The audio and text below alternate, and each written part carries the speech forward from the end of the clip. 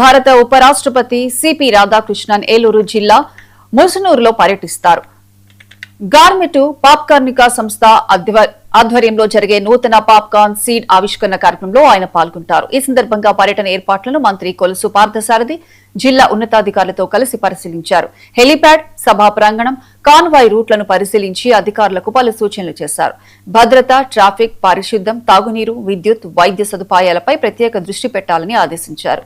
ఉపరాష్ట్రపతి పర్యటనను ఎలాంటి లోటుపాట్లు లేకుండా విజయవంతం చేయాలని మంత్రి అధికారులను ఆదేశించారు.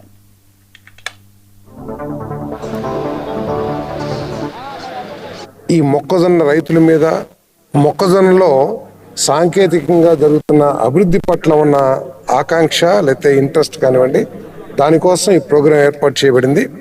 మరి ఈ సమావేశం మీటింగ్ ఏదైతే ఉంటుందో అది పూర్తిగా రైతులకి, ఈ పాప్కార్న్ మేజ్ పండించే, మొక్కజొన్న పండించే రైతులకి, ఆ ఫ్యాక్టరీకి సంబంధించిన యంత్రాంగానికి, మన ఉద్యోగస్తులకి సంబంధించిన మీటింగ్ అని చెప్పేసి కూడా తెలియజేస్తాను.